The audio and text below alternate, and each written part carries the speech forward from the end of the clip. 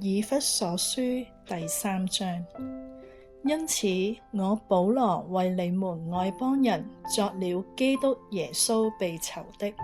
替你們祈禱。量必你們曾聽見神賜恩給我，將關切你們的職分託付我，用啟示使我知道福音的奧秘，正如我以前略略寫過的。你們念了，就能曉得我深知基督的奧秘。這奧秘在以前的世代沒有叫人知道，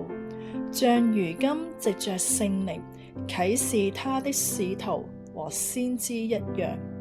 這奧秘就是外邦人在基督耶穌裏藉着福音得以同為後嗣，同為一體，同蒙應許。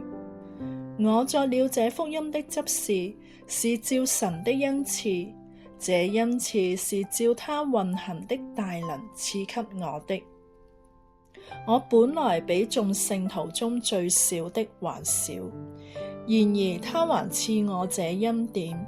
叫我把基督那測不透的豐富傳給外邦人，又使眾人都明白這歷代以來隱藏在創造萬物之神裏的奧秘是如何安排的，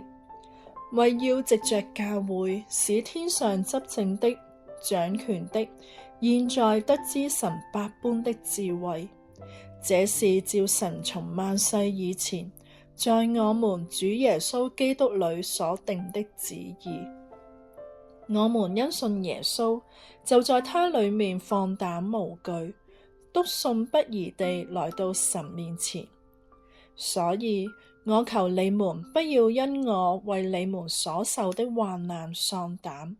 這原是你們的榮耀。因此，我在父面前屈膝，天上地上的各家都是從他得名，求他按着他豐盛的榮耀，藉着他的靈，叫你們心裏的力量剛強起來，使基督因你們的信住在你們心裏，叫你們的愛心有根有基，能以和眾聖徒一同明白基督的愛是何等長闊高深，並知道這愛是過於人所能測度的，便叫神一切所充滿的充滿了你們。神能照着運行在我們心裏的大力，充充足足地成就一切，超過我們所求所想的。